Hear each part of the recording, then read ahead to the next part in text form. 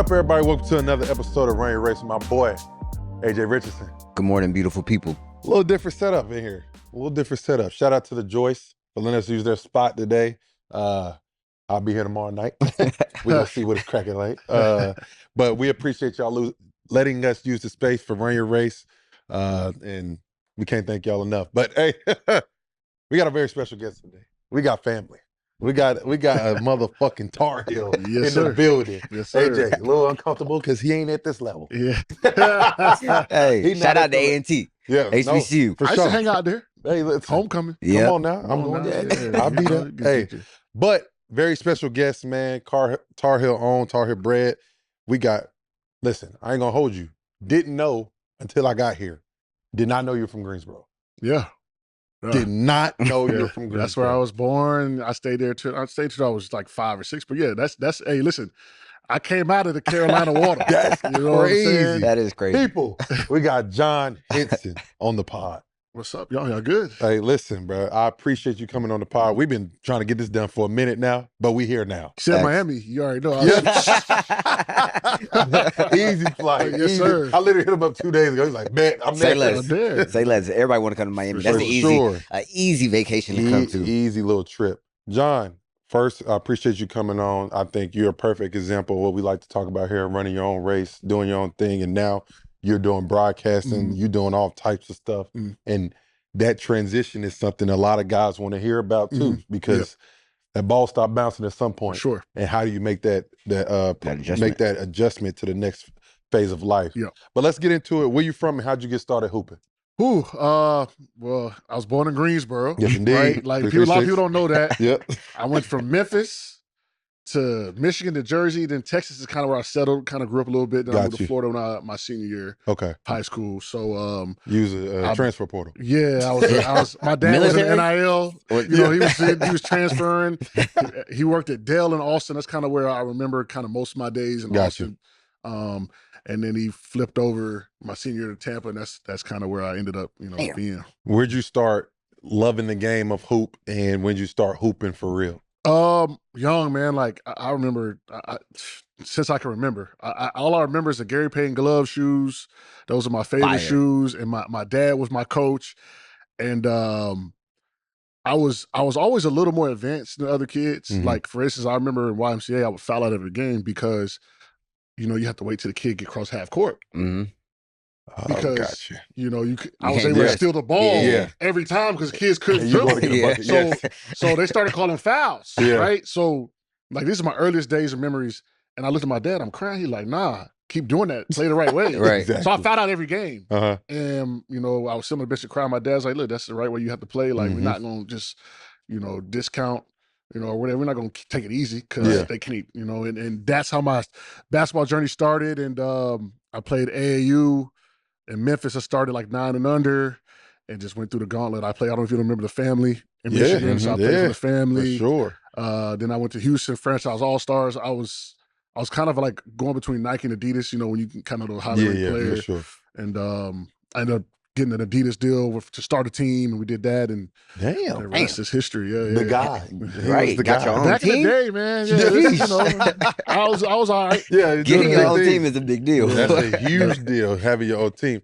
When did you figure out, like, I mean, it must have been when you was just taking the ball from all the other little niggas. Facts. But when did it, like, click for you? When did it slow down, like, okay, I really can take this to a new level?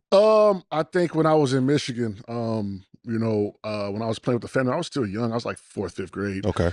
And Speedy Walker, who I think he's in the Detroit Pistons organization as a scout, he was like, he told my dad, like, I think he's got a chance. And that's when kind of opened my eyes to just be like, okay, I might be all right at this thing. But to be real with you, the NBA was never really in my radar. Yes, it was my goal, but I was always just kind of focused on the present. Until probably I got to Carolina. Gotcha. And I started seeing the mock drafts, like, okay, like this is It's getting real. thing. Yeah, it's a real thing. But I always just kind of stayed in the present, stayed in the moment. And for me, I love the game, I love basketball, but it was never my life. Gotcha. And that could have hurt me in some sense of my career. But I have no regrets, and I lived my life how I wanted to. And, I might have been a guy that, hey, look, like, like basketball's great, but there's other things, and it's translated, right? Because I put my efforts and energy and many other things, and now it's kind of flourishing for me. So that's actually important. No, it is. I feel like a lot of kids now don't live in the present, so they miss out on other opportunities. They don't really know themselves. You know what I mean? So just talk about how important it was for you to stay in the present and learn different aspects about yourself. Yeah, I mean, I shout out to my parents. Like, I think they sheltered me a little bit from that, but my dad would get all these calls, and he would be like the filter. So I never got the crazy calls and there's stuff around me like these elite camps where they paying kids to come to this is back in the day, and I know they paying the AAU coach to come to the elite. I was part of that. Didn't know till I was done. Yeah. But I think for me, the biggest staying in the present, man. You cannot predict the future, especially now. Kids are so good. Yeah. Right, and luck and opportunity is a big thing. I tell people, kids all the time, like in my class, right. I felt like there was certain guys that were going to be there, right? Yeah. Like, I felt like Jay Wall because Derek Favors, to name a couple, Avery Brad. Like, to me, obviously I was ranked up there with them, but I felt like those guys, they knew they went to Sisters Marys of the Christ. Yeah, it didn't matter. R-Dub. Yeah. It didn't matter. They was going to get to the next level, right? Yeah. Like, so other than that, man, it's where you're at, who you playing for, your coach, and so you got to stay in the present and just keep working every day, and you know what, one day you might hear your name called. So that's kind of how I played it. How much did just learning to be a good person, like you're very as far as like you don't burn bridges, you talk to everybody, and you're very respectful. How much did that help you now?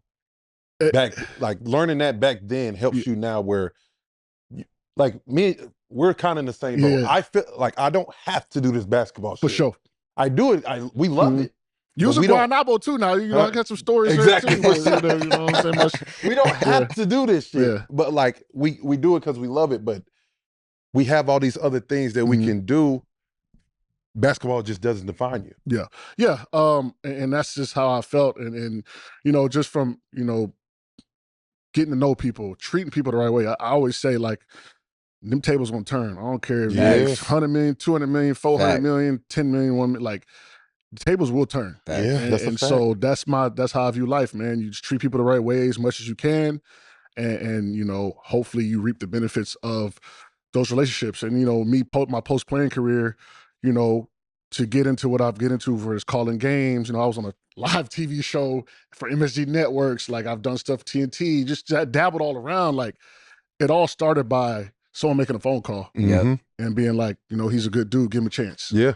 And the rest is history. That's big time. I always say, like, my advice to like all athletes and stuff, I always say basketball is a tool and use it. You know what I mean? Like, when you have that athlete, like that NBA name, you better take full advantage of it. For sure. You know what I mean? Because once that ball starts bouncing, and you an asshole or whatever the case may be, and you got that ex-NBA player, life looks totally different. Yeah. And for me, like, I just it kind of fell into me. Like, I was in Puerto Rico, Guaynabo, and I hadn't played for a year. And so, like, there was a weird transition because the pandemic had happened. We didn't go to the bubble because I was with the Cavs at the time. I was at the Pistons at the time, so we didn't go to the bubble. Season starts late. Free agency starts late. Like, so I was out for almost a year. Yeah. Gotcha. And I already had injury concerns. So teams were concerned about my injury history. And it was just a perfect storm for me not to get a call, free agency. And I sat around and I waited. And I got a call from Tibbs. That's when the Knicks were banged up. I mean, I think all their bigs were banged up. I was with the Knicks. Yeah. I was there. Yeah. And I come in and, like, my mindset was like, all right, I'm going to work my ass off. I'm going to show that I'm here. I want to stay. Mind you, I ain't played in a year. So I get to the gym early. I'm running. I'm lifting weights. Not even knowing what we're doing for the day. Right. We playing pickup. We hooping. So I'm kind of tripping a little bit. You know what I'm saying? So I get to the gym. And Theo don't notice, bro. I pulled my calf early. I played the whole day through that. Really? I could barely run. But I just kept going. I kept pushing. I knew the next day it was going to be a wrap. Knew it. I knew it was gonna be a wrap. So I called the trainer, and I was hurt. You saw me. I was getting treatment, and that was it. Like, that was the end. That was the end, right? It happens that fast. It Then I went to Puerto Rico. Went there. Cav gave me some issues, but more so it was like the team. Like, just it didn't work out for me with the coach. And, as you know, it's a different level of competitive fire in the NBA than you got to fight yourself. Yeah, you got to compete with yourself out there. Gotcha. Because like, I was competing, but like, in the NBA, it's like you compete against your teammates, but it's all love. Like, but you do that, at least that's how I felt when I was doing that. I just felt like the coach was like, he tripping and you know what I mean, messing up practice, but like that's just to stay at an NBA at a high level, you have to be on that type of time. So, and that's kind of how things kind of ended. I remember like walking in the gym with my sandals on. I'm like, yeah, I'm gonna go home. I talked to the coach, and I got a call from my agent. He's like, look, they need basketball talent in MSG. Go up there and interview. I went up there. I didn't even know how to dress. I was calling on my corporate warriors from UNC days. I'm like, yo, I got an interview. What you think? Like, what should I wear? And they were like, can you start tomorrow? And it's kind of just snowballed into this, small, media kind of career, and just trying to improve every year. Damn. That's crazy. I mean, hey, stay ready, son. You got to get ready. That's pretty much. What I mean? It happens fast. So that's a big. It happens. It does. It happens fast. Like that phone don't ring. Especially I had injury concerns. So of course, when the injury came up on the report, it was like, oh, yeah. You know what I'm saying? And that's it. What was your emotions like during that process, though? It was kind of made me laugh because Scott Perry, who I love, GM for the Knicks, gave me a chance. All those guys over there, Wes, loved them to death. They gave me a chance to try to get out of free agency and get back in the NBA. He sat me down like, look, man, we're obviously going to renew your 10-day, get healthy, and we're going to waive you. I had never heard that in my life.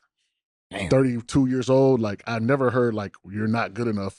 Yeah. So I walked out of there kind of smiling, like, dang, like that's what that feel like. You know what I'm saying? Like that's what that feel like. Shake my head like, all right, well, it was a good run. Yeah, facts. Like, and I went back to my hotel, packed my stuff. I went to the city. You know what time it is. I hung out for a couple of days and went home. Yeah. But we definitely know what time it was after that. Right. Well, I don't got nothing to do tomorrow. Yeah, nothing I'm to do. cool. Nothing to do. That means it's up. It's crazy because what do you think if you didn't get that call from MSG? What would you have done next? You think you would have tried again? Probably. To be real with you, I probably would be still trying to grind. Like that was a year like where they had the COVID thing, where like all the cats was getting called from the G League. Yeah, I got an opportunity to be in the mentor program for the G League team with the young kids at Ignite, I think. Okay. So I got a call from Ross Strickland, who was at USF at the time. He's like, look, you want to be, one of the veteran players that mentors the young guys? And I was like, man, you know what I'm saying? Like, just, I don't know. And MSG thing, when I say took off, I was in New York for a summer. I was doing 3-4 shows a week. I met some really good friends that I still talk to this day. That is crazy. Like, that was their first time doing stuff, and we work together now, like at CBS. So that's crazy. Yeah, I probably would have kept trying to play, but that's how life works. It just happened for me. I was lucky. It was perfect timing because had I played in Puerto Rico for the whole summer, like who knows, I might not even had the opportunity to be on that show. That's true. Because they wanted you to start the next day. Which is crazy. Blessed. Like I said, I'm blessed, man. So I have no complaints, man. So I'm fortunate. I was able to step into something and that keeps you busy. I mean, as a former player, for me, boy, no, I'm with you. To keep you busy, right? Sure.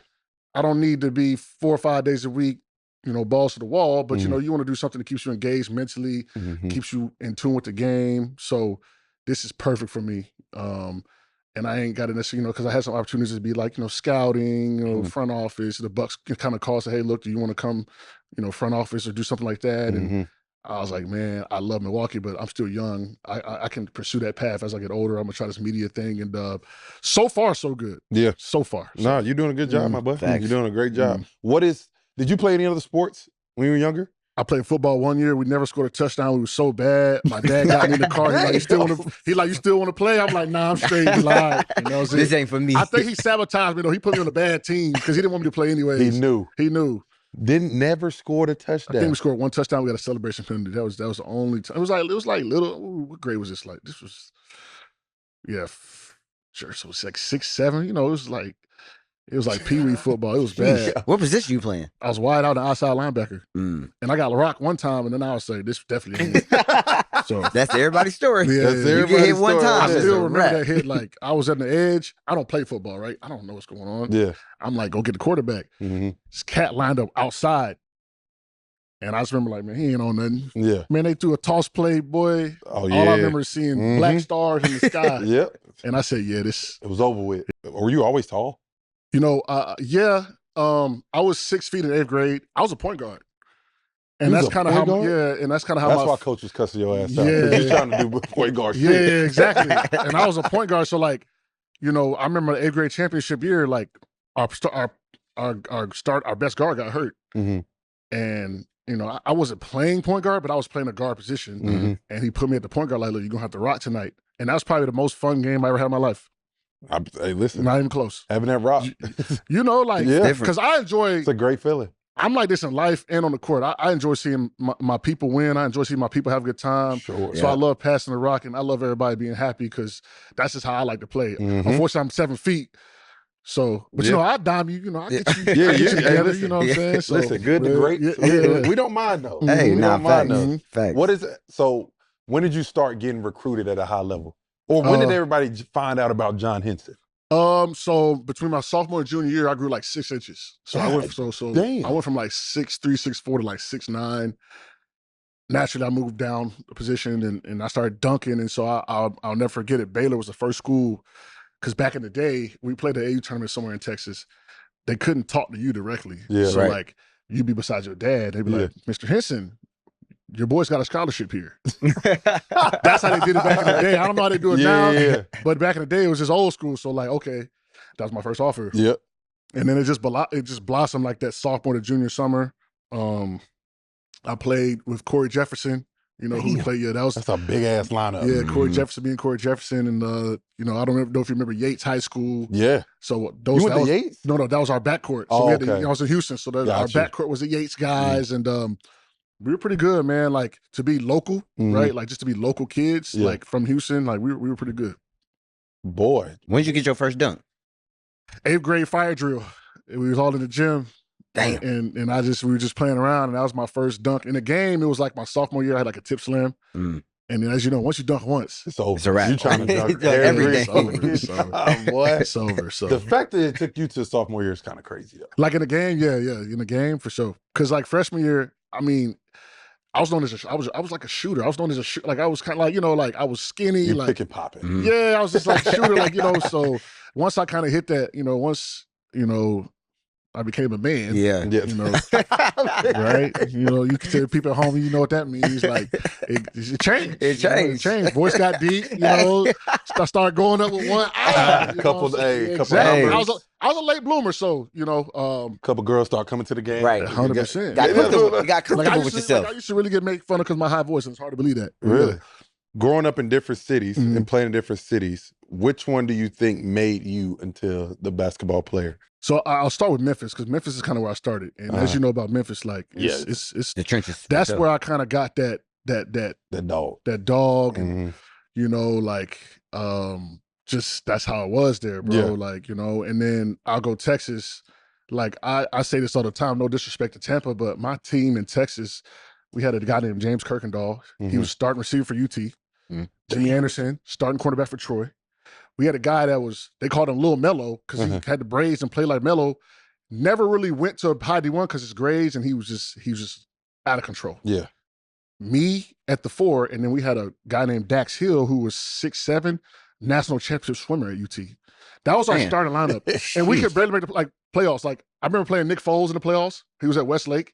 Like, you know, like that was my area. You know what I'm saying? So the Texas competition is probably what, you know, for me was going down to Houston, right? You had like Tommy Mason Griffin, and we had Tiny, and you know, the Kingwood Classic, right? We playing all these dudes, and so just being in that Texas environment and all those athletes, I was never the best player until my junior year, which I think was the best thing that ever happened to me. Yeah.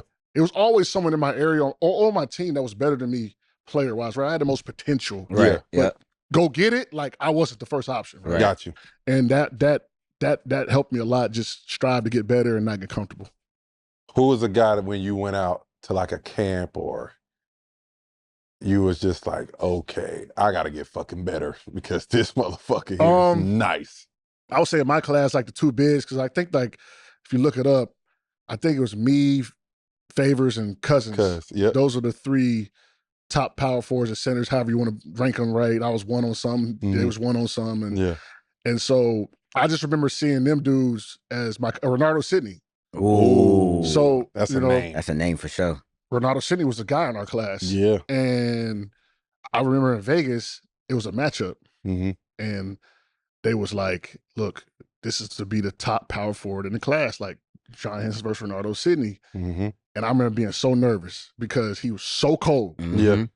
And I went out there, I got him frustrated because defensively, obviously, that's kind of, that's what I do. And then offensively, when you're young, like I could get to get to the Baja, right? When I was coming up, like I could go get you one. Yeah. So like when that game happened and I outplayed him, and then all the sites were like, yo, like he's the number one power forward. I moved to the top 5 of the class. Like that was the moment that, I was like, okay, I'm cool. But when I used to see like Cousins and Favors and Renardo Sidney and Tiny Gallon, just for some names. I mean, we had like Kenny Boyden and those type guys. Like I used to be like, all right, like these cats are nice. That's big time. Yeah. Did you get the big hit, or you kept it calm once you got? Well, I shot up late. Right. So I shot up like junior years when I shot up. So like, I didn't have time. Like it was over. Like my senior year, like I was ranked, but like I never was I remember like in 8th grade, like a kid named Kyle Hardrick was like number 1. He went to Oklahoma. I don't know if people at home remember that name, but like, or Daniel Orton, them type. So like I remember those days where I was on the outside looking in, like, dang, I gotta get better. I think Cousins and Favors were top of the class since we were 6th grade. Yeah. You know, 7th grade. So that's who I had to look up to kind of strive for. And I shut up late and the rest was history. Was there like an older guy in your area that you kind of looked at? It was like, okay, I need to get to that level. And he kind of is setting the blueprint for me. Older guy. I mean, in Austin, nobody really knows who he is. His name was Jeremy Green. He went to Stanford. He was like the guy in my area at the time. He was a guard, but he was the one in the area. And I would go to his games and watch him and just kind of revel, kind of be like, yo, like, he's so nice. Like, you know what I mean? You know how it goes. Like, and even like thinking like coming up, like I remember I watched like Indy Speece or whatever. That's when they had like Big Z and the African Cat would bounce. They play against T-Mac All-Stars with like the cat that went to Baylor. I forget his name, Anthony something. But anyways, that was a game where I saw too. Like it was just like I saw those just high level play. I was a young kid, and I just remember that game watching on the main court in Kingwood. Like, yeah, this is where I want to be. Got you. We talk about the highlights and the lowlights. And just trying to want to give everybody a game on how to get out of these moments. Was there ever a moment for you that you kind of had to refocus or buckle down, or you was gonna go down not the wrong path, but like not get to where you want to get to? Yeah, I mean, a lot of people don't know this. Like, I fractured my kneecap in 8th grade. Oh shit! So I had major surgery in 8th grade. No, not 8th grade, 7th grade. I was growing too fast, and this happens to a good amount of people. I was growing too fast, so my bones were not growing with my muscle strength, and like I went up and snapped my kneecap, and I had to get surgery. I was out for a year, and I remember telling my dad, like, I don't want to play basketball no more. Like, this is too much, right? And he's like, nah, we ain't quitting. You're gonna play again. Yeah. And that was a pivotal moment for me because, to be real with you, I didn't get the confidence back in my leg till like maybe sophomore year. For people that have major injuries, it takes time to get that confidence back. Fracturing the whole kneecap? Yeah. Sure. And like I just remember like one game, I didn't even think about it. I took it off high. I was like, okay. But it took like 2-3 years for me to really get confidence in that leg. And that was a moment that I just remember like, okay, I'm back. Like, mentally I'm back, and kind of flourished from there. And honestly, from my sophomore year on. That's big time. First of all, what was your dream school? At the time, I was a Texas kid, so like Baylor, UT, just at the time. Got you. I really liked Baylor though, but they were not good. They weren't that good. So it wasn't like, to see Scott Drew, like he deserves, Coach Drew, like he deserves that, man. He's such a good dude. And I'm talking about when I was getting recruited by Baylor, like bad. Yeah. They always had the talent. They just needed a little more. Yeah. Right. And then they finally started getting catchy. You saw what happened. Right. And they start fucking winning. Yep. And Baylor's goddamn hotbed. They stay with talent. Nice campus. Like, you know, at the time, I remember the thing that caught me, they had PlayStations in the locker. Damn. Yeah, they had PlayStations in the locker. I was like, yo, this is fire. That's crazy. When'd you get the Carolina offer? Ooh, sophomore-ish year. Coach Williams said he was walking through the gym and he stopped. He saw a play, he stopped. He said, true story, he said he saw a play, he saw my smile. So he's like, let me just sit down and watch this kid. And, you know, I think at the time they recruited my teammate as well. Okay. So shout out to Corey Jefferson. He got coached in the building. And, you know, we laugh about it all the time. But yeah, that's how it started. He was recruiting someone else, stopped through. And the rest was history, man, for real. Like, he literally was like, yeah, I saw you. I'm like, all right, we got to offer this kid. What was your top 5? Top 5, I'll give you my top 3. I had Texas, UCLA, and then Carolina. UCLA? Yeah. This nigga had a West, Central. And yeah, I had UCLA, and I liked UCLA. It was a little too far. And Coach Ben Howland, shout out to Coach Ben Howland, like, he kept calling my high school coach my dad. So I was like, man. He was calling your high school coach he was dad? because my high school coach was there, and then my dad and my parents, and like he just kept calling my high school coach my dad. I'm just like, all right, this cat ain't doing too much. Doing too much. The most He's not locked in right now. Like, so what was it about Carolina that made you choose them? So Texas was my favorite, straight up. I was local. Oh, okay. I used to go all the football games with Dexter Pittman. Got you. I was damn near a student. Like, you know, like for real. Like, you know, like when Reg was like, just come to campus, like when Reg committed, he was coming to campus and hang because he. So I was like that at Texas. And you know, the football games is lit, otherworldly. So that's where I wanted to go. But you know, I told Coach Barnes I wanted to sign a commitment. I wanted my teammates and my AAU teammates to get recruited. I didn't want nobody to stop looking at them. And you know, him and my dad kind of got into it. Don't know what was said or what happened. I just walked into my office. He's like, "You ain't going to Texas, right?" I'm like, "All right." He's like, "What about Carolina?" I'm like, "Oh, you know, it's cool." He's like, "No, chill. You gotta relax." Yeah, like for real. He's like, "It's Carolina. Like, you gotta at least go there." Go there and see. And when I went there, man, it was a different feel from all the other schools. You know, even though the talent was there, and even though they knew that I was a highly ranked guy, it wasn't any animosity. It wasn't any envy. It was a family thing. Like, everyone took to me, and it was just one of the best visits I had, and that's just from an energy standpoint. I feel like at some schools, it was a little bit of like jealousy, and sometimes cats didn't want to take me nowhere. You know, like, you know, it was just like it just wasn't. It wasn't cool. You know what I'm saying? And so Carolina was like complete opposite, like night and day. So when I left campus, I'm like, yeah, I'm gonna go here, like straight up. And my dad's like, whoa, hold down, you know, come, so hold on, you know what I mean? And so I think I called Roy on like Christmas Eve, because you know at the time there was a couple guys that were interested. He's like, look, I'm gonna give you a chance to make a decision because I know if these guys offer them, they're gonna take it. They're gonna take it. And I think at the time it was Dominique Cheeks. I don't know if you remember that is, but he was like, look, if you don't commit within whatever, like, hey, look, Dominique Cheeks wants to come here.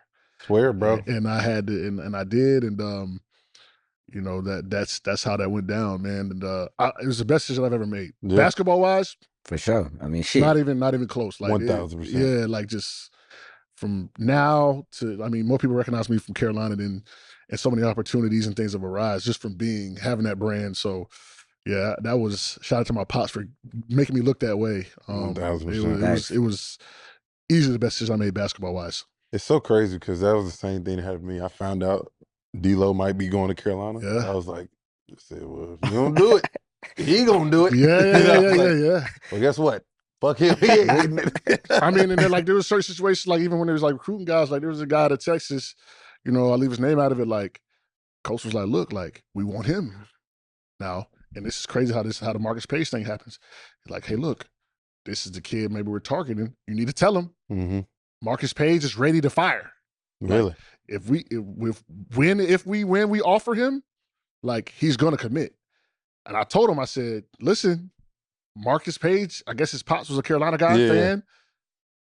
He's gonna commit, like, and he started dragging his feet. And next thing I know, I'm reading Marcus Page committed to Carolina, and I was like, well, I told you. And we always laugh about it because he like, his career, I think he ended up going to a school in Texas and just, like, I'm like, dog, like, what if you would have just committed? Like, who knows where, who knows what would have happened? So that's how it goes, man. Especially, back in the day, like, most guys that they offered, They going. They're going. Yeah. That was just the way it was. Yeah. On visits, do people really like, I mean, both of y'all are highly ranked athletes going into college.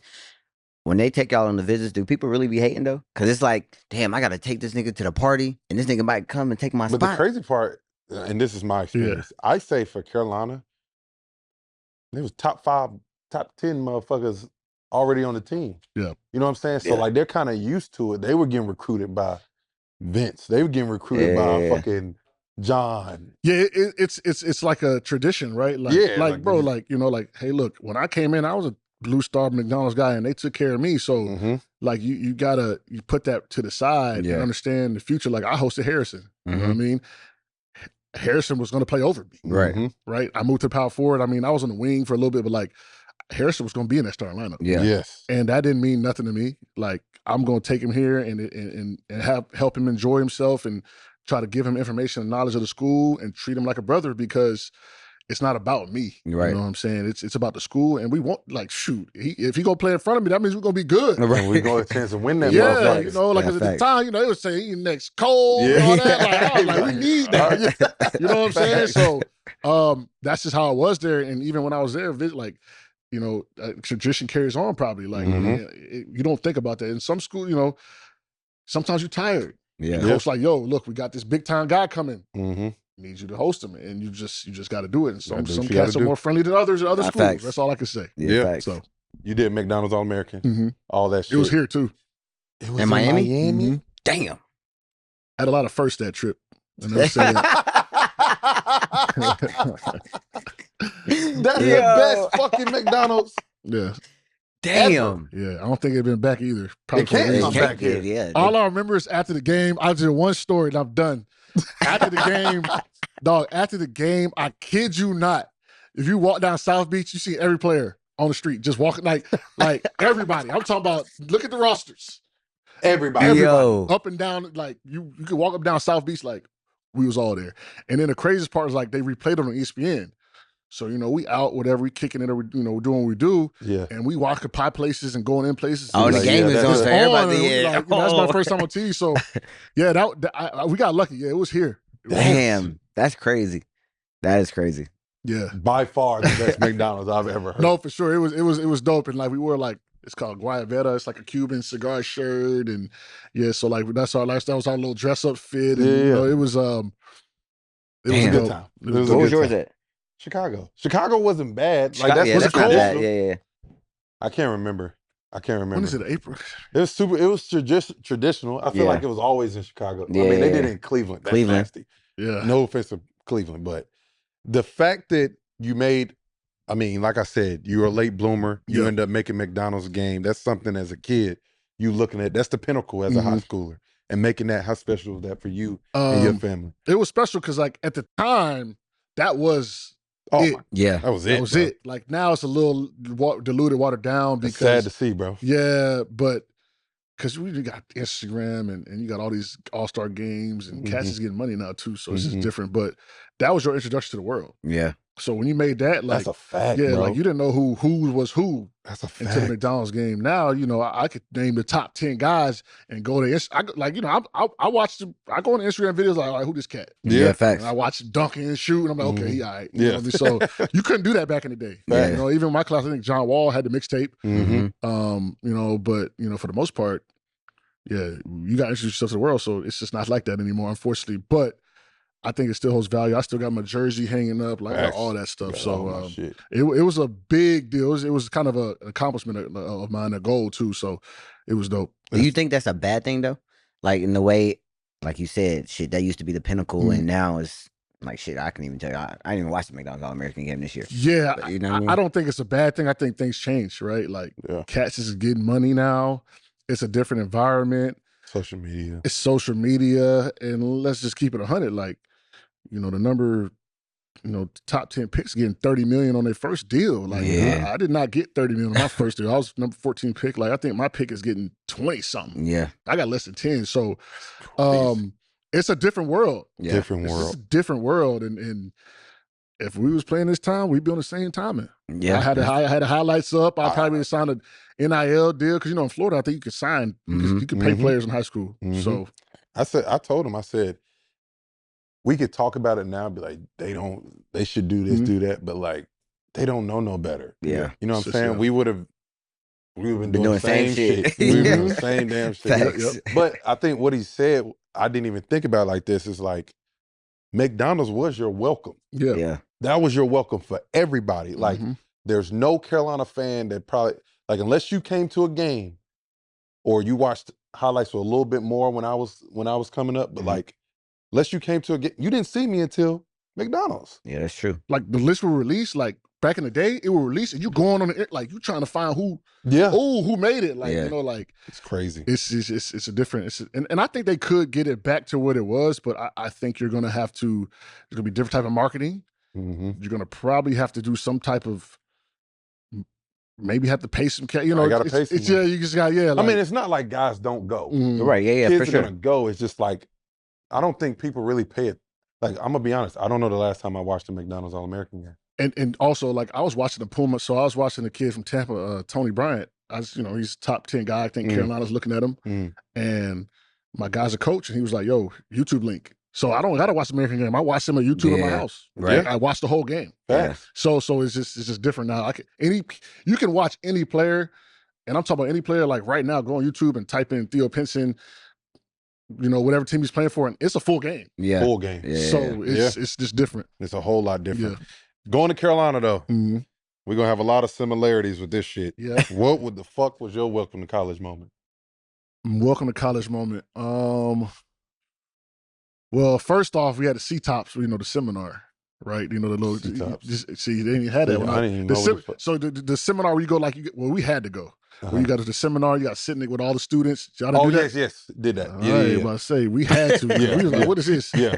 So, right, I don't know how to phrase this. So Carolina, everybody knew the athlete seminar. And I'm talking about women specifically. Right, yeah. And so, everybody tried to be in that week. Right. And so the C-Tops party, I don't know, remember the seminar? We didn't have that. See, we had that.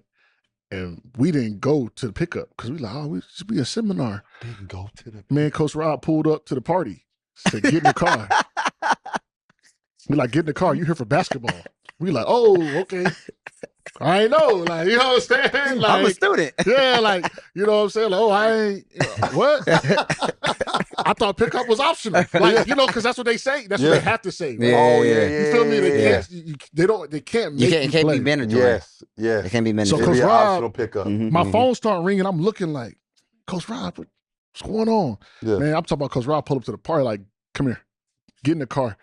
We get to the gym, whatever. We get yelled at. He's like, you here for basketball. You're not here to party. Like, you're not here for seminars.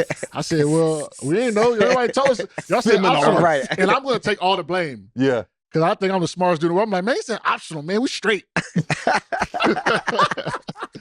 And so Les and Dex was like, all right. Like, and so that was my welcome to college moment because we got yelled at and Coach Williams had to talk with me. And, he was and then another one was like, when I had to guard Wesley Johnson when he was at Syracuse. I remember that year. Yeah, he was a monster. He was. I was overmatched. I was overwhelmed. And so that was my other moment where I sat back like, ooh. And then even like guarding Sean May in the summers, like cats don't know Sean May was work. Yeah. He was work. Yeah. Like guarding Sean May and Jawad Williams and Marv and, Jawad was probably one of the most strongest motherfuckers I've ever guarded. Him and Ray Terry. Ooh, Ray Terry, bruh. Even like Big Z, like, you know what I'm saying? Like I guard Big Z every day, like running with him, like, that. But that's what made me so much better playing. Like, it wasn't no days off. Like, it wasn't sweet. If you didn't come ready, like, you was gonna get fried. And they kept wins and losses. And so my 4 years, we had a lot of guys still in the league for sure. And then it kind of trickled down after that. when he was in college, Yeah. oh yeah. my God. We had the Everybody was still hooping. We had the anniversary. And we had the anniversary where like it was 75 years. So like that's the year like everybody came back, like Vince and Twan and whoever could play was playing. They We had all 2 still courts going, like Damn. Well, imagine Like, those runs. Ty, like T Hands was playing. Like Damn. that was the craziest pickup I And as ever a freshman, been a part of. you don't really play. Bro, I was about to say you probably Back didn't even get back when we were there, Yeah. when we was freshmen, we barely touched the court Damn. because everybody trying to win, and then Matter the of fact- pros got their own team. And if they lose it, like sit back. Yeah, Say that, they I'm staying on. That I'm shit staying used to on. piss Back. me We off, bro. about to play. Shaban like used to be like, yo, like I remember when Ray Felt, like I got there and Ray Felt was killing. Like I'm talking about Ray was unguardable, bro. Yeah. Listen, bro, I'm going to put it out there. Ray Felt used to be the best player on the fucking court. Oh, Bro, he was an issue. Ray, dog. Issue. Like he was unguardable. Like I'm trying to tell you, like I just remember those days, like him getting to the rack, bowling ball downhill, body. Yeah, Like he would do this lay where he would come and act like he gonna reverse, but he see where you're gonna go, and he was able to stop. And if you're gonna go this way, he going this way. If you're going this way, like he was different. Them was runs were different, bro. How important were those runs for you to take you to the next level? confidence, man. I think it gave us confidence, Oh my and then God. just those cats, man, like pushing you every day to be better, to hold you accountable. Like they not gonna take it easy on you. You know what I'm saying? And I'm done, but it's unfortunate that like it kind of trickled off a little bit. But like, man, like it was a crazy. Like I remember the summer more than anything. The season was easy. Yes, I bet. Like you know what I'm saying. The season, like you gotta think, like I'm going against champs. I'm going against pros. Like then they would invite you to the workout. So if you wanted to work out, Jawad might be working out at this time. Marv might be working. Sean maybe just like you was able to come in there. Shaman, you want to get some guard work in? Go over there. Like so. It's different now, but that for sure made the season a lot easier, and also like made us come together faster because you get tired of getting your ass whooped. Nah, facts, 100%. I feel you on that. And if you keep getting your ass whooped, Coach Williams is gonna have a chat with you. because he find out every day. He find how they do today. Yeah. Well, we beat the shit out of him. Yeah. And he gonna close that locker room door like, what are we doing? Camp game. Camp game wasn't really just a camp game. Yeah. And you better fucking try to win. God damn. And then I remember one year he got mad at us because we losing it. I'm like, Coach, They in the these league. are professional athletes. They do this at a very high level. I don't know what the fuck you want me to tell you, man. There was a window like when I first got to the league, like first, and then like down, like it was like a good run at cats. Like it was tough in there. It was tough in there. Trenches. We ain't shit we could do, bro. I remember we used to get a call, he'd be like, Hoots, who coming back this year? Who coming to the camp game? I'm gonna get my mind right real quick. Yeah, I played one. I think I played a couple. I played last time I played was like when Big Huff was there, Manly. Oh yeah. Them cats beat the shit out them boys. Yeah. That's the last year I played. I said, yeah, I'm done with this. I'm done with What when did it all slow down for you? When did you think you figured it out? I would say my end of my freshman year. So Ed got hurt. He broke his wrist. Mm-hmm. I wasn't playing at all. Got you. I had to move down to the 4. I was kind of playing the 3, 4-ish. So I had to move to the 4, and I just had a good last 10 game stretch. We swing went to the NIT, but it was great for me. Got you. Because I was able to play. We went all the way to NIT championship. I remember that Daytona team that should have made the tournament with Chris Wright and them boys. Yes. So that was when I played well in that last stretch of my season. I was like, okay, like I belong. Mm-hmm. And in the sophomore year, obviously, we had Harrison and Kendall and Reggie come in, and they were just so good, so young, and supplemented us. And we had Big Z down there. He was a player of the year that year. Or maybe, was it that year? AC player of the year? He one of them years. And we were just so good. Like I always say all the time, like we would sniff fear out of the team and be like, all right, they scared. Yeah. Let's let them keep being scared before they figure out it's just basketball. So that's how we played. The brakes off these yeah, boys. So that's how we played. Like, you know what I'm saying? Like, we was like, because the sophomore year started off rough, but we ended up winning. But that junior year, like, we was number 1 preseason, and the game was just so easy. I can't even explain it. Like, we had Kendall, obviously with Harrison and Z, so I was. Yeah, They weren't even worried about me. Yeah. Kendall, best point guard you play with? For sure. Kendall, like, best point guard I play with, but, you know, the point guard is disappearing, so he probably going to stay that way. You know what I'm saying? Because he just had an uncanny ability to see the court and just look for guys. And he was special. I'd never play with a guy with that type of vision. He was a menace too. Like, he was a menace. So it was. Play the clip. One hand pass.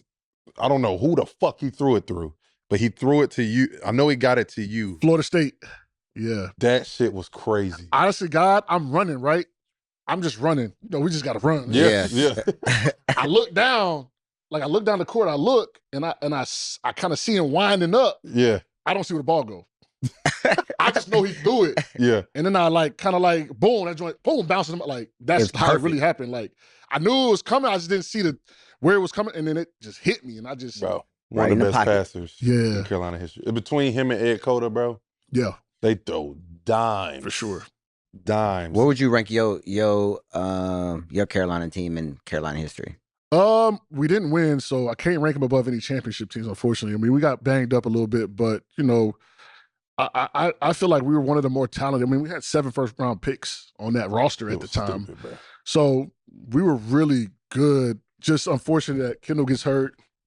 I was banged up a little bit. And so that sticks with me a little bit because we all came back to win it. And I personally think that we were probably the only team that could have gave that Kentucky team a go. 1,000%. 100%.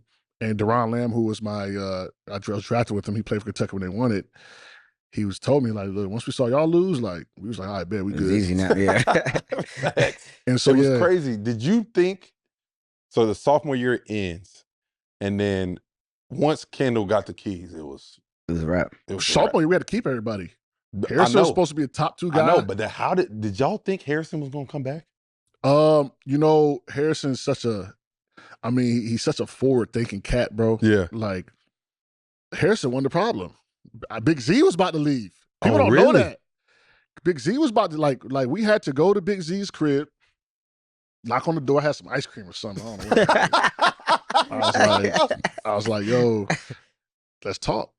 And me, him, Harrison, Kendall, we all sat around like, yo, like, are we gonna do this? If you leave, I'm leaving. Like, if we gonna leave, we all gonna leave. Yeah. And Big Z was like, man, you know what? Like, he was like, I remember him saying, like, man, we know, like, seniors don't get drafted high. Like, you know, he had some good, valid points. Mm-hmm. And he's like, man, look, like, let's do this thing. Like, come on. Mm-hmm. Lockout was happening too. Mm-hmm. So that helped me in my decision to stay because it was a lockout and we were gonna have to figure out how to pay for ourselves, one NIL. So I was gonna borrow some money. Right. And so we all decided that night to stay. And you know, obviously we didn't win it all, but I mean, we were good. Like, no, that was nice. I said this. I said they might be top 2 team if they don't get hurt. Yeah. Because ultimately, them niggas was better than us. We lost to a healthy. We lost to, like, for instance, like, we got to the Elite 8. Right. Without Kendall. Yes. And I was playing on one arm. Yeah. Like, my wrist was messed up. You know what I'm saying? And we only lost to Kansas by 5 or 6. This is T-Rob, Tyshawn Taylor, Jeff Withy. Mm-hmm. Like, we lost to them by 6. And then had them beat. Like, it was a ball game. Yeah. Like, it was a ball. It wasn't like we was getting beat. Like, it was a ball game. So and people don't know, Stillman can hoop. Stillman can hoop. Like, we had Jay Watts at the point guard. So, like, we got to the Elite 8 without our engine. Yeah. Mm-hmm. And we would have played Ohio State. My guy, Evan Ravenel, he was there at the time. He's from Tampa. We would have got them out of there. We got them. Jared Sully, Sully and all them boys. Was K Butter ever going to be able to come back at all? No, because the thing was, man, it was a sad day for us because we had practice. Okay. And man, he couldn't even use his left. Like, he just had it on the side, but he was still going though. Yeah. You know what I'm saying? And we like, dog. We can't throw you out there. He's not gonna be able to play. He got one arm. Yeah. And so, but that's basketball. I still got lifelong friendships, man, and sure. That's one of the more memorable years of my career. We beat Duke by 20-30 at the crib to win it. Yeah. You know, to win the ACC championship. That was two in a row. Like, other than not winning the national championship, man, it was a good year, man. Did you think Anthony Davis was gonna get that jumper? Yeah, so that I said yeah. So the play was lit. The play was so we had them at the crib. Right. At they crib. They had Kentucky, and we had them, and I think Lamb hit a big shot to put them up 1 or 2. Mm-hmm. So Z's senior, 240. AD, obviously, he's 18, 19 years old. So Z was giving him issues at the time, right? He's just bigger, stronger. Mm-hmm. So the play was just deep seal. You know, Coach Williams, we deep seal, dump him in the Z. He loses it. Play was never for me. I'm not supposed to be in this fucking situation right now. I see the ball rolling. I'm like, well, I got to shoot this thing. And at the time, that's your shot. I've been shooting at hundreds and hundreds and thousands all summer. And you know when you shoot something in the lead hand and it's good? Mm-hmm. Even my teammates was like, yo, we was behind you like it was a bucket. Yeah. Man, I shoot the joint. I'm looking at the rim. That joint in at the rim. I'm like, bro, and if you watch us, we're shell-shocked. The team were because we could have fouled, made it a stress. Yeah. We were like, did he just block this? Did he just block that? And the clock ran out. And I remember after the game, and I like slammed the Gatorade thing. I might have shed some tears, like, because I just knew that was a moment that that would have went down in history, man. Like, and it wasn't even for me. Like, I was mad Z lost a rock. Right. Yeah. Z, because Z had him, if you look at the tape, Z had him under the rim. All Z was gonna have to do was do this. Yeah. Like he had him under the rim and he lost it. So that's just how the ball, ball rolls. And yeah, for him to block that shot, I mean, that's why he's AD, right? Bro, that shit was crazy. Yeah. I'm like, bro, the motherfucker was at his peak. Yes, bro. And I was like, you felt good too. No, like when it left my hands, it was a butt. Like this is John's shot. Yeah, like I was wide open, low key. For anything, I don't know if there's another shot on the court that they would have rather have. Yeah, other than that shot, it was Z's layup or John's like mid-range shot. Little 15 fade. It was pass. Yeah, everybody. Oh, that's game. This nigga blocks it. We like he was guarding Z though. It was. So his recovery time was that, crazy. Yes, bro. And the way he got out there, I mean, yeah, that's he #1 pick. Like player of the year, everything. Like, I mean, that is why they won. That shit, man. And he wasn't even like at what he became to be. Like, right. Scary. Dog, was it your sophomore or junior year y'all played on an aircraft carrier? Junior year, we played Michigan State. That shit, talk about that shit had to be crazy, bro. Iconic dunk. Most physical game I've ever played in my career. It was Adrian Payne. Same. Yep. And Draymond Green down there. And yeah, y'all beat the shit out of them. Yeah, because you know what? The wind was blowing. They can't shoot. So and we couldn't shoot the ball. You would shoot the ball, you see the ball move. So that's crazy. Was the shit rocking? It wasn't rocking, but it was super windy. Like they came in the locker room and was like, yo, you can put on long sleeve shirts, whatever you gotta do to stay warm. So yeah, we both shot 30-some% from the field. That's nasty. Damn. We just, we do this. Yeah. So we made more layups. Yeah. That's it. Hey, listen, we can run longer than you can run. Yeah, I'll tell you that. I mean, that's like I remember like we would run and then we'd look on the sideline end of the game. Like I'll never forget we played Virginia Tech and like, bro, it was like 3 or 4 cats on the side, like cramping, like, you know what I'm saying? Like we was in shape. That was the funniest part about playing at Carolina, bro. Like teams are always in the game in the first half. And we just look at these niggas like, hey, look, bro, I'm just gonna tell you, we're going to do this way longer than you can. I promise you we are. I mean, it was like this with this year's team. Like, the reason why we came back so much because, like, we used to always be like, so we play against a team. I'm trying to think, like Long Island, Brooklyn in the tournament. It was we was a 1 seed. It was 16. It was kind of a close game, but not really. Yes. If that makes sense. Yeah. We scored like 130. Damn. And they scored like 180 or 90. But if you want to play like that, we're going to beat you. Right. Yes. Even this year, like that's why your team kept coming back because, okay, y'all get up 15, 20 points. Y'all want to keep doing this? We're like the Duke game, like we're going to outlast you. Yes. You better hope you up by enough. I don't know what it is. Well, I do know what it is. We just, every practice, we're fucking running. Yeah. I was about to say, did y'all see the track a lot? No. Oh, this is all all on on the court. track. When we went to NIT, Coach Williams changed the whole offseason program. Oh, so that's y'all. Yeah, we was on the track. So we did the Carolina Mile, but I remember we was out there on the track and the track people be like, y'all run more than us. Damn. Oh yeah, nah. yeah, we that- didn't do. But it was a mental thing. It was Yeah, for our facts. mental, and we won the AC championship here, and he stopped the program. Well, he stopped the program because I think some cats came in, like, was like, look, man, we're gonna do that track thing. I'm gonna go ahead and go ahead and, Facts, and put my name in that hat. Yeah, we didn't. We didn't do the track. We didn't do the Yeah. track program. We did the Carolina Mile and the 12-minute run. Yeah, yep. 12 Them minutes. motherfuckers, boy. Yeah. You can run though. Yeah, I was cool because I had to move up to the guard times, but the big man times was. I hated that shit. Yeah. What was the guard times? I don't even remember, bro. It was 15 years ago. Did you ever do the ladder? Did y'all ever do the ladder? We had to go up to 77 and then back down. I feel like we did all that, bro. But remember, we went to the NIT my freshman year. I think we did gut checks. And these niggas got in trouble all the time. Yeah. And that's off the court shit. Them niggas got in trouble all the time. Y'all enjoyed college. Well, we just like, we were such a close unit, man. So like, we stuck we stuck together.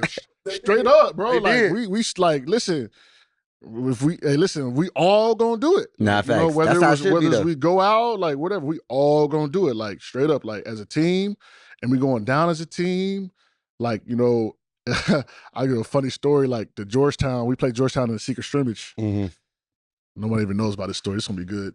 And you're not supposed to do nothing the night before on Halloween, but it's the greatest Halloween on earth. Oh yeah. Carolina Halloween lit. And so coach like, man, I don't give no curfews. I'll let y'all do what y'all want. Today, no. We looked at each other like, all right. We just going to scrimmage in Georgetown, right? So we go out, man. We have the time of our life. We know we got Georgetown early. Them joints, you got to get there by 7. Yeah. And so, we all go sleep in the locker room. But check this out. How we doing it, because the locker room, it's dark. Yeah. And the coaches walk through there. Mm-hmm. So we all go tuck under the tables and desk. And so just in case the coach walk through, he don't see us. Right. The whole team in there sleep under the desk. So, right? The lights These come niggas, on. bruh. Yeah, the lights come on. We get up. And like Coach Rob looking at us like what y'all on? Like he, he was cool. He's like, what's going on? Like, we good. Straight. Like, Just whatever. team camaraderie. Yeah, like, we good. We on time, Man, coach. We on time. I said, we got to beat these dudes by 50. And that's what we did. Yeah. But that's what the team we were. We like, we got to beat them by 50 or it's going to be a problem. Nah, facts. A real problem. Listen, And that's it. that's how it is though, bro. Yeah. Like, they don't of course, they want to win it. Yeah. And they don't take this. But I viewed them as a championship team. Yeah. 100%. They just got fucked up by unforeseen Injuries. injuries. Yeah, for sure. Everyone in the country knew they were the best team in the fucking country. Yeah, on a neutral, like I'm not saying that. On Kentucky a neutral, was the on a you neutral. and Kentucky, y'all were gonna be Like the I said, on a championship. neutral, like I felt like we were the only team that could Beat that Kentucky team. Yes, for sure. Yeah. You and Kentucky, y'all in the national championship game, and that was gonna be the battle. Yeah. Did you, when you hurt your wrist, you knew you could come back? Yeah, because I was cool. Like, I was able. The thing that I couldn't do was go all the way back, but it was my left hand, so like Yeah. I didn't. It was so I had to. They made a kind of something to where my hand could go like this. So Okay. it wasn't too crazy. It was just like teams were targeting it. So they was definitely doing that shit. Yeah, they were for sure targeting it. Because I remember, I think it was Creighton. You was Creighton. whooped that motherfucker. Yeah, it's Grant Gibbs. It was Grant Gibbs, and every time I would get the ball, he like. I'm like, dog, what you got going on? And so one time I just got fed up, and I just was like, bro, you got to relax. He got lashed out on this thing. He about crashed out for sure. And bro. when you get texts, you got to run. I got a few texts in my day. I think I might have been the only one, but when you get texts, it ain't no excuse. Like we had to run. Mhm. Oh, Coach Williams be making y'all run for text? He don't play that? He don't play that. shit. He don't play That's that. just giving up points and Nah, shit. facts. 100%. Yeah, but Did you have to run?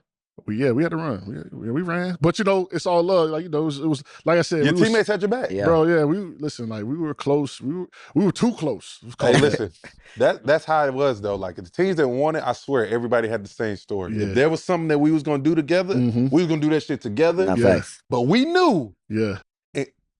Coach ain't stupid. Nah, Mhm. facts. Coach knew we was doing shit. We were fucking college kids. Yes. But we knew You had to come and perform. if we had to go fucking perform Yeah. at a high level, Yeah. or it was gonna be hell Yeah. the Facts. next day. Or- And guess what? Nigga, no cap, we played out of fucking fear. Yeah. Yeah. We played out of fear of the fucking next day of practice. Yeah. And that's why we beating the shit out of people. Yeah. We was like, man, hell nah. If we gonna go out, we got to make sure we come to work tomorrow. And that's facts. ultimately, I feel like that's what makes teams great. Like we'd have like a noon game or like an early afternoon game. Oh, and we'd be like, man, let's get these boys out of here by 30 by halftime so we can go out later. Right. Yes, Because if you lose, if we lose or we don't play well, we gotta go to sleep because this practice is gonna be, it's not gonna be an off day. So like that's how we used to be. Like, yo, like, let's just get these boys out of here and it'll be a nice peaceful day. Yeah. Because coach is a guy. Coach is a guy. If you're doing your work in games and you beating the shit out of people, are you cool? Your life is easy. Yeah. Your life is cool. Yeah. Just go to class, come to the game, do your work. Yeah. Winning matters. But Winning it helps as a pro too, right? Because, you know, you don't necessarily, knock on wood, hear about Carolina guys in the news because we already have that professional discipline, right? Like, it's a great way of looking at it. You could stay out to 3 o'clock in the morning. You could do keg stands at the frat house, whatever you want to do, but you need to be able to perform, you need to be there on time, and you need to perform at a high level and execute a game plan. And as long as you can do that, I got nothing for you. But we hold everybody accountable. Yeah. And so like that's how it is as a pro. So, you know, like it wasn't no curfew, it wasn't none of that tape on the door. Like, nah, like if you not gonna perform, you're gonna hear from coach and you're gonna hear from your team. And then when I say hear from your team, your coach, if your team and your coach on, you're gonna be sitting right there. And we ain't gonna have no sympathy for you. Yeah. Not facts. That's shit. Because the part you couldn't get away from is like, we're gonna talk about it. Yeah. We in the locker room like, look, bro, we gotta go out. Halloween, that has to happen. Yeah. Right. But we gotta handle our business. 100%. That shit has to happen. It's a scrimmage, like, but we can't come out there. The best was 12 o'clock games. We don't lose 12s. Don't lose 12. It's a long afternoon. Don't lose a 12 o'clock game because you subject to have a 6 o'clock practice if you fucking lose that 12 o'clock game. Yeah. So guess what? We're going to win so we can go the fuck out. Right. Hey, listen, I forget where we had to come off the plane. Maybe when we lost to Florida State. We lost to Florida State by like 30. We got off the plane. Oh, was that the Dukin?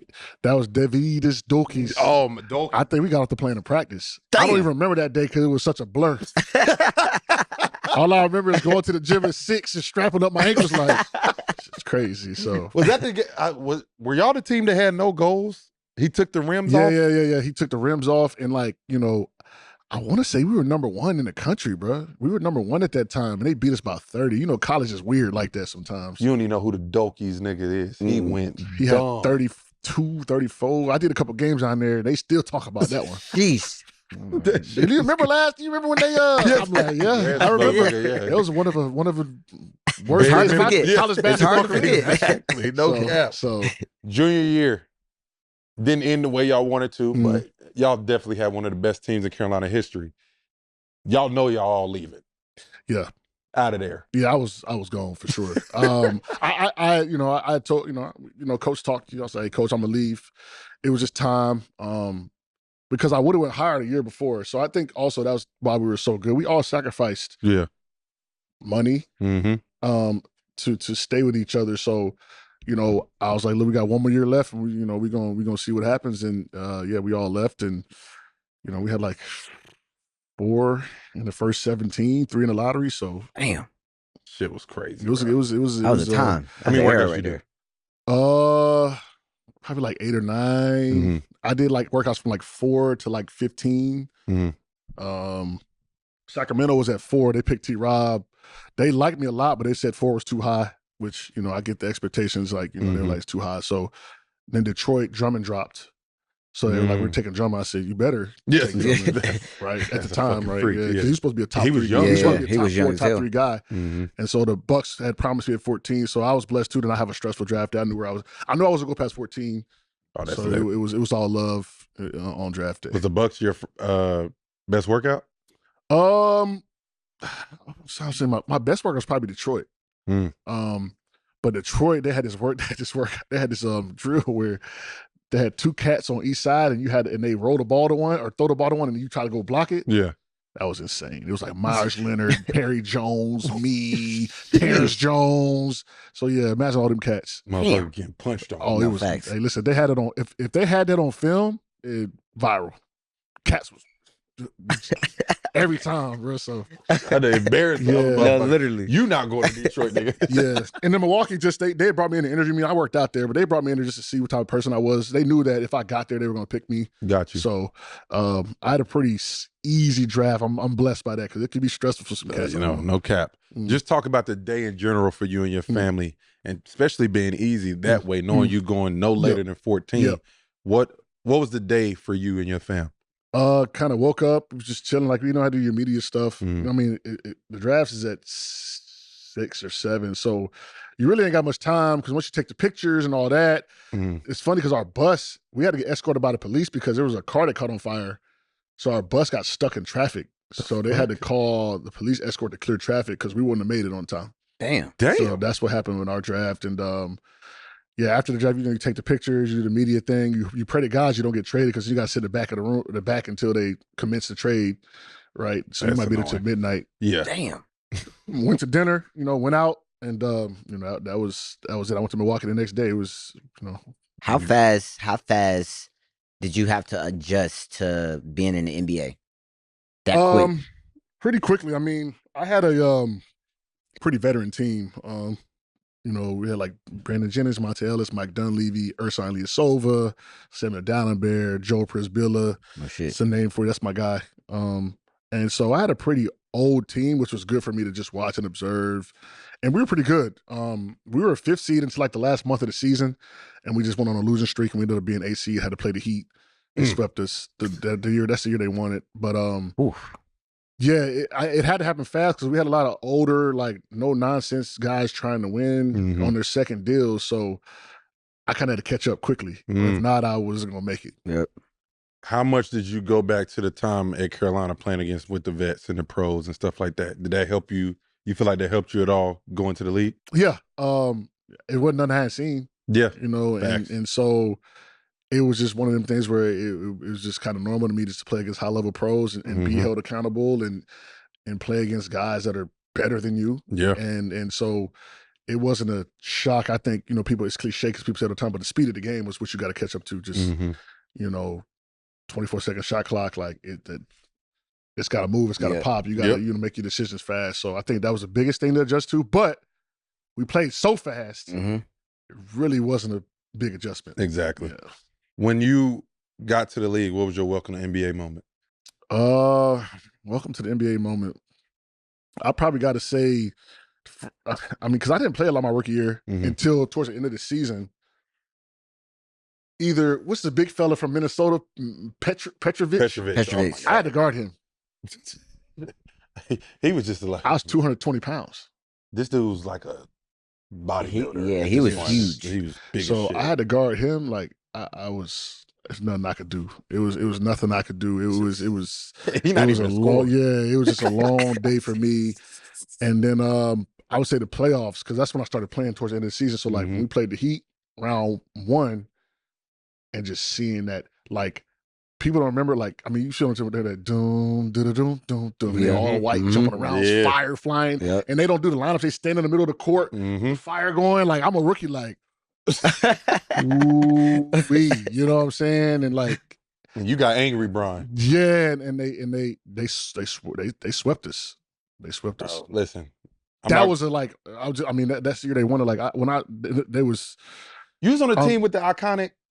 When he threw the ball up No, behind? that was the year before me. That was I was about to say, oh, shit. I was on the team where Jamal Crawford did it between the legs to Blake, and Blake windmilled it. I was on that team. Oh, damn. Yeah. So you out there, they have to just try and...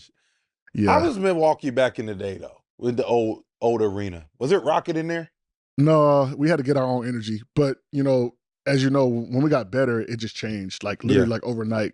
But yeah, when I first got there, we didn't have a lot of fans. We had an older owner who, he eventually sold the team. And it just wasn't necessarily the best environment. Cats didn't want to be there, straight up. Like, Got you.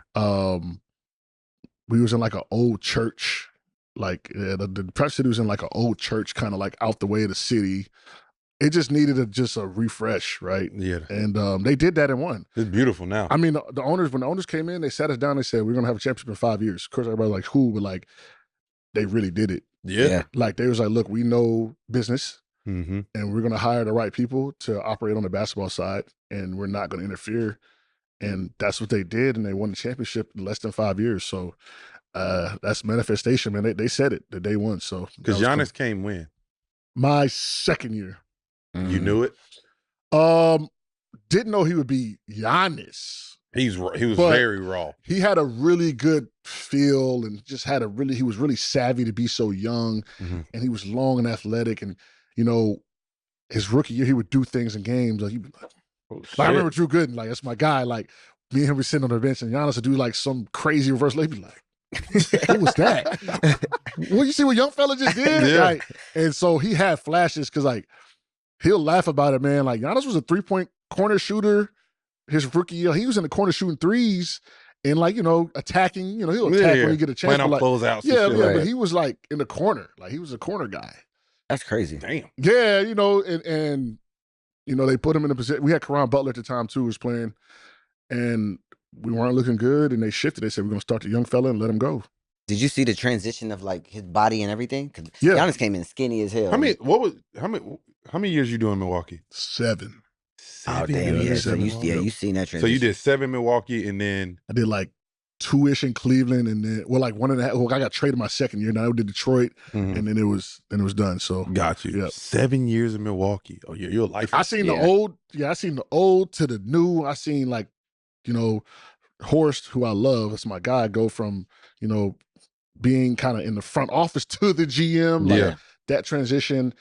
I'm friends with so many people there. Like I spent my 20s there, so like it's love. You know what I mean? For sure. Yeah. Seeing Giannis grow up, but then y'all got Jabari. Yeah. Listen. Yeah. That was a problem. If he didn't get hurt, for sure, whose team might it have been? It's a good question. Because I think he was he was the all-star that year. I'm not to say that. Excuse me. Not to say that, you know, what Jason Taylor and Jaylen Brown are, they would have been, but it would have been similar type of vibes. Yeah. Like that's where they was headed. They was both had to pay them. They was going to have to figure out how to, you don't just give away Jabari, you don't just give away Giannis. They're going to have to figure out how to build around them and be championship team. And you know, Jabari gets hurt, and, you know, he's such a great dude.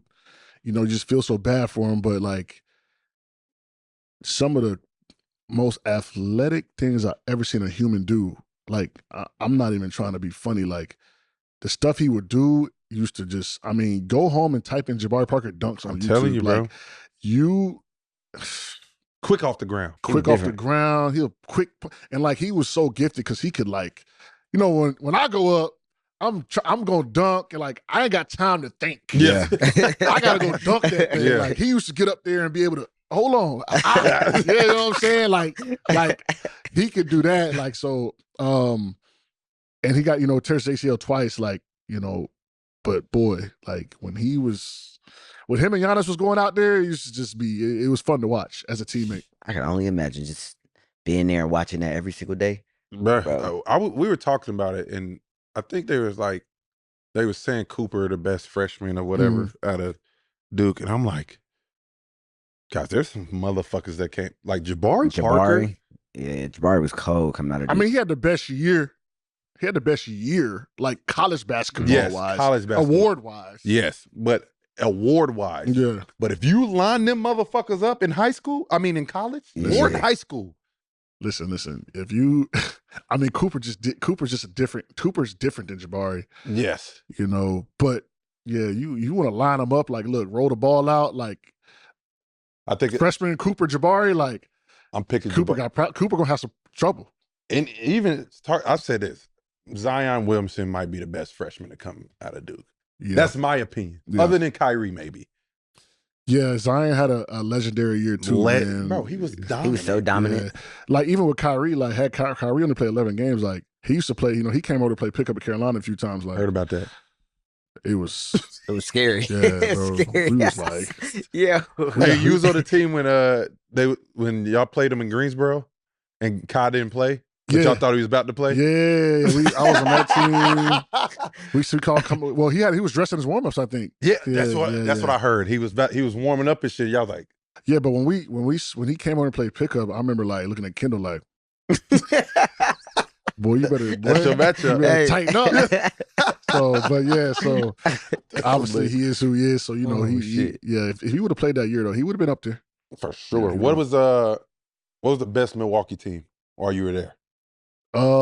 They could have did something. I mean, the year I got traded, that was pretty much the team that they. I mean, you know, the year I got traded, I don't remember who was on that team, but they won the championship. I think the next year. Oh, damn! Because I got traded for George Hill. Got you. You know, and I think Greg's contract was up that year. Miles went somewhere. I think Bled. They brought in Bled. Me and Deli went to I think B Knight. B Knight actually joined me in Cleveland from another trade. But yeah, like that was probably the best year because we were like a top kind of 5-6ish seed that year. And I just remember like, you know, he was like, look, we got to pay these cats. Like at the time Chris had to get paid, Bledsoe had to get paid, Giannis had to get paid again. So you know, when you have those three type of high level guys, you know, I was making, you know, a certain amount off the bench. It just don't work for the numbers. So we had to get dumped. Talk about the business of it though. You've seen being in an organization for 7 years is a blessing in itself. For sure. Nah, facts. When did the business finally hit you of the NBA? Because you're an anomaly. Yeah. Like being a part of an organization. Yeah, so I think that was the hardest part for me because I was injured. I had injured my wrist. I was out for the year. And you don't think you're getting traded because you're hurt. Because you're injured. Teams don't want. But Cleveland was trying to take on salary. They wanted a higher pick. You know, that's how they got Darius Garland. I ain't mad at him. Right. You know what I'm saying? So, you know, I think for me, it hurt me so bad because it's hard going to a team and you can't play because you want to get your respect from your teammates. Right. You want to be out there with the guys. You want to bond with them. Like, I was just sitting around with a hurt arm. So, like, you know, I don't care what you say. Like, you're not going to become closer to your guys and earn that respect until you're out there every day with them. So that was the toughest part for me. And then the next year was fine. You know, it was cool. But that was the business. You know, you got to get a hotel, you know, and that sucks. You live in a hotel for, you know, the last 3 months. And at the time I got traded before the deadline where they could trade me again. So that's in the back of my mind too. So I'm like, okay, well, they traded me before December 6th or something like that, which means I could be traded again. Yeah. So I told him, man, I'm gonna just go home, man. Y'all just let me know. You know, I'm in my feelings, you know what I'm saying? I'm gonna just go to the crib rehab. Like, y'all just let me know what y'all want to do. And they was like, nah, we want you to run the team. And I ended up getting traded to Detroit that next year because I remember they were trying to trade Drummond and they couldn't find a trade partner. So I think I know. Detroit took Cleveland's deal like last minute. Like it was like after the deadline, I got the phone call, which it was a two expiring contracts and a second round pick, like for, you know, experimental with Drummond, which it didn't work for them, but it's something you got to do. So you understand that. And I was blessed enough to be on my second deal. So I had a little bit of security as well. So it didn't hurt that bad. But, you know, it's scary if you're a rookie or a guy that hasn't signed a deal. For sure. And you're getting shipped around. So it was in Detroit, pandemic year happened. Yeah. I remember the night that it happened, like, I was in the back of the locker room and like cats was running up and through the locker room, like, shut it down. And it was like, no, we're not about to end the game right now. Like, we're going to finish the game. And and that was kind of my last kind of full year. So. Talk about how hard it is to get to your second deal, right? A lot of people don't understand that. Yeah, it's tough. I mean, you know, I say this all the time. There's certain cats that are going to get a second deal. And certain cats you got to time in, work hard, situational or whatever. Because I had like Skiles, I had Jim Boylan, I had Larry Drew, and I had Jay Kidd. And that was my first 4 years. So I had 4 different coaches. So Jay Kidd comes in like, I want 15 games. I don't care what y'all can do. You're not doing it again this year. Because obviously it didn't work. Right. And so it was a different Jay I was just put in a position. I wasn't playing as much as I wanted to. I said, you know, it's my extension year 3 or whatever. I'm like, hey, how can I play? He said, you need to be up to touch, defend, and finish pick and rolls, and you'll get out there. And yeah, I had more ambitious goals, right, that I wanted to do offensively and who I wanted to be. But at the end of the day, I knew that I had to be out there to do that and to put food on my plate and get to that second deal. So I bought into what he wanted me to do. And it wasn't the sexiest, funnest thing ever, but I was rewarded. You know, and I think cats, you know, don't realize that, like, you know, NBA, there's guys that there's 1 or 2 guys that can do everything they want, and everybody else got to find a role. Yeah. And it became who I was as a player, for better or worse. But I got to my second deal and I made some money, and I can walk away knowing that, I got some financial security for the future. And that's, I think, the biggest thing for me. Like, man, treat that joint like high school ball. Like, look, coach say you need to shoot better, you need to defend. That's how you get out there. Then you need to do that. Mm-hmm. And if you don't want to do that, then ask for a trade. Or if you rebel, it's not gonna work either. Not facts. Yeah. Because I've seen cats come in and be like, "This is not who I am," and they gone. They out the league because it's hard to get back in. Yeah, if coach says I want you to be a shooter, he's not saying that for his health. Unfortunately for you, that's what he sees you as. Yeah. And so you got to take that in stride and try to be that, because you cannot do what you want to do unless you're out there. Yeah. And so that's kind of how I played it, and I was able to be successful in that role. And also the money went up for that TV deal. Oh, yep. The year of my extension, so they had to pay people. Yep. Got lucky then too, right? Yeah. Like that was the year that, like Bismack got 70. That was my contract extension year. So, when I got the phone call, I was like playing FIFA or something. I was like, what? Oh, okay. Like, let me call my agent. You know what I'm saying? Like, and I told my agent, like, counter and take it. Like, I'm not about to play with, what I'm saying? Yeah. Life-changing money. So, that's how it happened. That's big time, bro. I think big time advice. I think it's also important too, like, when you work out, knowing, like you just said, you got to know your role. So now I feel like a lot of people, they go and work out when during their workouts, they work on shit that they not gonna do in the game. Yeah. You know what I mean? So if your ass supposed to be setting screens, making layups, your ass shouldn't be goddamn shooting threes in your workout. Yeah. I think it's two-pronged, because I'll give you an example. Harrison, right? During the Carolina days, he had always been in the gym just working. Like, and we used to be like, this ain't no one-on-one getting your bag school. It's just not that. Yeah. And to this day, like, he was just working on, and he was ready for that moment. So you do have to work on your craft. Like for instance, when Coach Bud came to Milwaukee, he called me. He said, if you want to play, you need to shoot 1,000 corner threes a day, because that's where you're going to be. That's what I did. You know what I'm saying? And he made people know, oh, he ain't shooting threes, but like, nah, like, that's the system. And I was, at the time before I got hurt, I was a 35% three-point shooter. So you gotta be, and one of the reasons I always shot threes and practice on it. So like, you gotta stay ready. Now, I'm not saying you need to be in that joint ISOing, but you have to work on things to be ready for a role, because your role could change. Yeah. And so, I think that's the biggest thing, man. Like, young players accepting your role. If you're not happy with your role, you got to do that role to be out there. And then, hey, look, you can show them, okay, you working on your stuff. All right, cool. You might have an opportunity. That clock running now. Now you can go and get busy. Yeah. Now you can get busy. Okay. Like, I think there's certain things you can always work on, like shooting. Yeah. You can always do that. Unless you like big as fuck, and they're like, all right, bro. Well, shooting is touch too, man. Like, some cats will never be good shooters. I don't care how much. I agree with that. Yeah. I agree with that. Like, I don't care how much you work on it. Like, if you don't have a nice, like a certain touch, like Steph is a great shooter, but he also has, his touch is just, I mean, see how he floats it and lays. Like, his touch is godly, right? Yeah, like, literally God given. So I agree. Like, to your point though, like, I think for sure, especially my contract year, I'm calling what you need me to do this year. Sometimes you got to fake it till you make it. So did John want to be a fucking roller and dunker? And first of all, up to touch is fucking annoying. Yeah. Did he want to do that? No. But he knew contract year, this is the only motherfucker that can control what the hell I got going on right now. Facts. So sometimes you got to swallow your pride, swallow your ego. That's why they came back for that last year at Carolina. They had a chance. When you have that chance of making more money, you have a chance of winning a championship, you're going to do what the fuck you got to do. Absolutely. And every single time. Majority of the time, sometimes it don't. It works out in your favor. Yeah. If you, like I said, I've never been on a team where the coach say, John, I need you to do this, and I do it the right way of my capabilities, and it's not at least successful. Yeah. Because, okay, even if I go out there and do that and they don't pay me, but I'm playing 25, 30 minutes a game. So guess what? Somebody's seeing that. So I'm still gonna get another opportunity. Yeah. You gotta be playing. And so, like, that's the biggest thing for me, man. Like, look, it happens at high school and it happens in the NBA. Look, I need you to be this for us.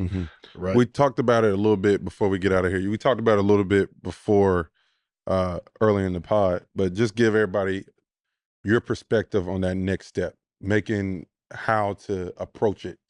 Yeah, what would be your advice? You know, my advice is to well, you know, be well-rounded, right? Like, you know, some cats are just hoop heads. It just is what it is, and I respect that. But you know, other interesting things, whether it's starting a business, if you like, you know, I know some dudes that I play with that have businesses and restaurants and they have franchises. And so, you know, even if you're not a guy that's not much interest, there's things that you can interest yourself in to take up some time, engage yourself, because like I said, I said all the time, I don't care how much money you have. Nobody wants to sit at home all day. Right. Yeah. That's real. You know what I'm saying? Like, just you want to be engaged. That's why players go coach, and they're playing in the big three, and then they're playing overseas. And you know, had I not been doing something like this, I might still be out there trying to get to it. You know, and so maximize your time and maximize your earnings however you can. And you know, if you do things the right way and treat people the right way, something will develop into something that's positive that you can be successful at. So that's the biggest thing for me. What was your biggest adjustment? Because I was talking about it on biggest adjustment is, I would say like just the time, you know what I'm saying? Because usually when you hooping, if you got time, you in the gym, you working out twice a day. Like I would just say just like the time, you know, and I've learned to love that time by myself in the crib, that, you know, just, you know, better myself reading and doing certain things I just never really did. But I would say at a time, as you know, like you just got a lot of time. Even doing this, like this is a big part of the day, but also like, you know, there's another day and where you just chilling. So you just want to, you know, the adjustment of the time. That's about it. And being at the crib all the time. I mean, this is probably my 4th year out of the league, which seems short, but it's been a while. Like, and so I took it all the time. I've never been in Tampa full time until I was 30. Crazy. Damn. So, still an adjustment, but so far so good. Yeah. You know what I'm saying? So, hey, look, man, I appreciate you getting on the pod. I appreciate it. Dope. We just got a couple more questions before we get out of here. Shit, you played against 2011 Bron in the playoffs. Better Bron, 2011, 2018. What was the other one? Was it 16? 16. Those are kind of the same, in my opinion. Would you say 2011, 2018? I'm going to go 2011 only because, like, cats forget, like, the things that when Bron's back was, like, against the wall, like, for a certain series, like, what he would really be able to. He'd tap into some wild shit. But it's like, superhero capable. Like, you know, go score 40 and 10 and 12 or, you know, just do things that, okay, well, we're not losing today. Maybe tomorrow, but not today. Not many people can do that. You know what I'm saying? So, for me with 18, and I saw a clip the other day, and I'm sticking with 18 from here on out. The team, not saying the players weren't good, but the team he was doing it with to get them to the championship. Who's an 18 team? It was George Hill, J.R. Smith, Tristan, fucking K-Love? Was K-Love? No, K-Love was hurt. He was hurt. And Kyrie Everybody was hurt. K-Love and Kyrie was hurt. He had Jordan Clarkson, Rodney Hood. I was at Game 7. You know what? I was at Game 7 when they beat the Warriors. I was at that game, You know, Harris is my guy, so I was with I was at that game. And I was shocked that they won that game. Absolutely shocked. Like, the energy in the building, everything. It's 2 turn. It was just like, there's no way they lose this one. Not at home. Even, I mean, down the stretch, they had it. Yeah. Yeah. They smoked it. I mean, Kyrie has hit that 3. He has to hit that. He got to hit that 3. Like, even then, we was like, oh, you know, they was like, you know, I was in the family section, so. Yeah, you got to be. You're a Warriors fan. I was just like, when they won, I was like, shocked, bro. That's crazy. Oracle was jumping back there. Jumping. Yeah. But hey, man, that's another episode of Run Your Race with my boy AJ Richardson. We got John Henson on here, Tar Heel on. I appreciate y'all tuning in. The Joyce, we appreciate you also. We out of here. Peace. Peace.